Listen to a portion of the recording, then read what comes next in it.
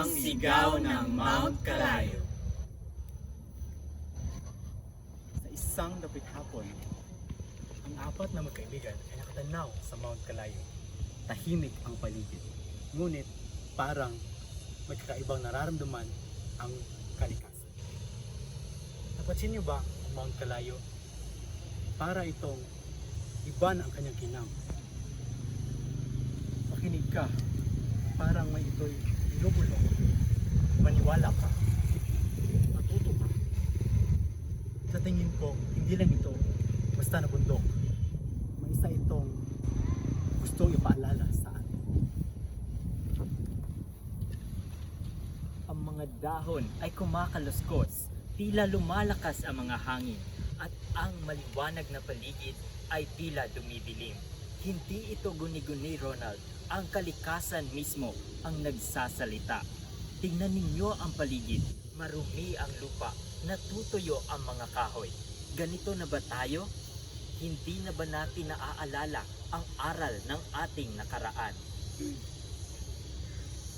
Napatingin sila sa mga tuyong damo, sa mga punong unti-unting nalalagas, at sa mga hangin na tila may dalang lungkot. Ang sakit makita, parang nanghihingi sila ng tulong, ngunit hindi natin sila pinansin, kaya sila'y unti-unting nanghina. Ngunit hindi pa huli ang lahat. Kaya pa nating baguhin ito. Simulan natin sa simpleng pag-aalaga, sa maliit na paraan, may malaking pagbabago. Lumapit si Pam sa isang tuyong puno at marahang hinawakan ito na para bang nararamdaman niya ang sakit ng kalikasan. Tama ka, Pam. Hindi pa tapos ang lahat. Kung ang mga guro noon ay nag-alay ng sarili para sa kalaman, tayo naman ang kikilos para sa kalikasan. Magtulungan tayo. Linisin natin ito.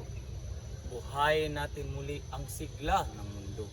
Tandaan nyo, ang Mount Kalayo ay paalaala na ang tunay na lakas ay nasa pagkakaisa at pag-aalaga. Sabay-sabay silang kumilos, nilinis ang paligid, nagtanim ng mga puno at inalagaan ang kalikasan. Habang ginagawa nila ito, muling bumalik ang sigla ng Mount Kalayo. Ang bundok ay nabuhay at ang kapaligiran ay muling nag-alab.